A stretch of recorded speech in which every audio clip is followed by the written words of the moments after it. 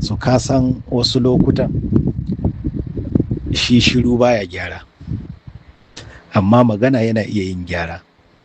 Dalilin da ya sa kenan saboda ina ganin mutane kullum ana ce musu ni dan APC ne, ni dan APC ne, ana so a rika amfani da wannan abun ana yi musu barazana. Ni dan APC ne kuma dan wasu jam'iyyun ne, saboda irin su Al-Mustapha duk da Allah bai sa ya tsaya takara ba, ni na so a ce da Allah ya sa ya tsaya takara da shi zan yi. Saboda me? Shi ne mutumin da ya ɗauki kafa ya je har asibiti lokacin da na accident ya gaishe ni ba tare da wani abu ya taɓa shiga tsakanin da shi ba, ko bisa mistake ba abin da ya taɓa haɗa da Al-Mustapha. Amma wannan zuwan da ya yi na ji daɗi, wannan ya sa na ce zan ba shi gudunmawa. So amma Allah bai ba shi ikon ya tsaya ba, maybe sai nan gaba. Shi ramakon alkhairi ba shi da ƙarshe. Idan aka ma karama ba sai ka jira an sake maka za ka rama ba, in aka yi maka kararrama ne kawai, to haka ne. So ina baiwa Kashim Shettima gudunmawa ne a bisa taimaka min da ya a lokacin da nake neman taimako. Ya zama mutumin kirki a gurina. Idan mutumin banza ne a gun kowa, ni a gurina mutumin kirki ne. Kuma haka zalika kai ma ban taɓa mu'amala da kai ba, ganin ka nayi kawai kana kare mun mutunci na, kana yaba ni akan wasu abubuwa. To kaga kai abinda in kai shuka, abinda ka shuka shi zaka girbe. Ina yaba wa waɗanda suka taimake ni, suka bani gudunmawa, suka damu da ni. Ni ma ga wasu wanda ban musu komai ba kuma suna damuwa da ni, kuma suna taimaka min a gurin da ake so a bata ni in zama baki a idan duniya. A duk shekarun da na yi a masana'antar nan, kusan shekara 18, billahi allazi la ilaha illa huwa, in ban fito na kare kaina ba wanda zai fito ya kare ni. Shi yasa na yi ta kwaba a baya saboda kokarin kare kaina. To amma yanzu an zo zamanin da ko me za a faɗa ba zan yi kokarin kare kaina ba, saboda babu wani abu da zan yi in burge makiya. An zagen sai zo ya shiru, saboda na tabbatar da cewa yau idan Adamu ya wani abu na aikata ko sharri aka yi min, in Allah yadda cikin kwana 2, 3, sati guda wani zai yi wani abu can wanda za a daina zance na a koma nashi. So kaga ita midiya ba ta da wani. So ina godiya gaba ki ɗayan ku, Allah ya muku albarka, Allah ya saka muku da alkhairi, Allah ya bani ikon biya muku ta hanyoyin da Allah ya bani.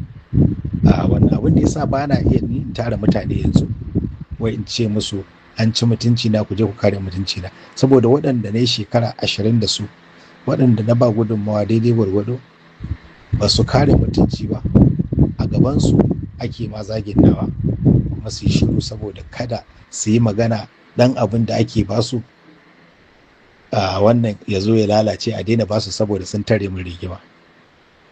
So wannan dalilin yasa ban yadda na tara wasu ba, saboda mai bashi ne. Idan suka fito suka kare mutunci, kowa wata rana zai zo da kokon barin shi ko kuma kokon alfarmarsa, yana buƙatar in shiga masa cikin wani abinsa ko in bashi gudunmawa ko in yi mai, duk ina iya yi. Amma idan ya zama kaman bashi ne, ba na jin daɗin sa.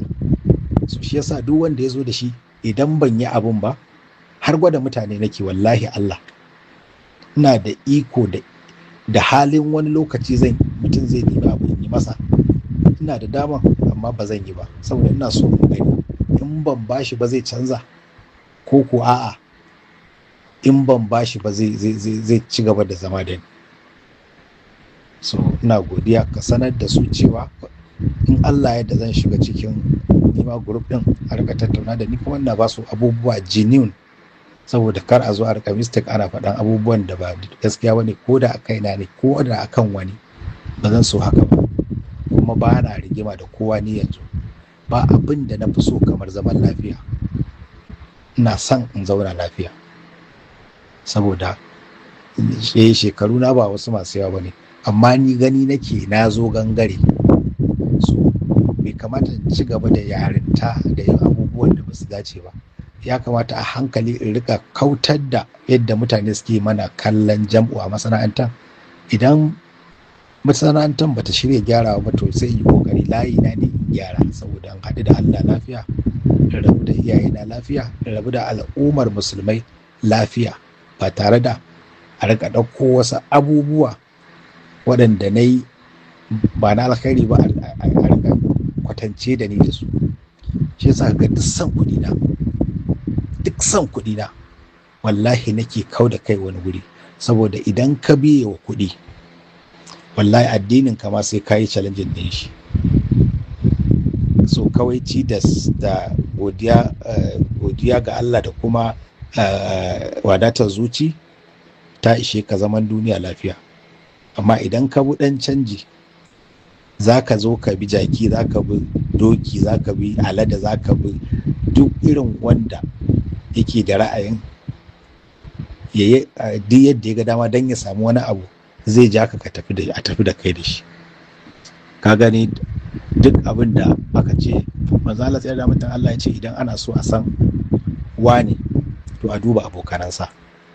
Duk abin da abokanansa suke, ko shi bai yi, to za ka ji mutane suna maganin cewa halinsu ɗaya.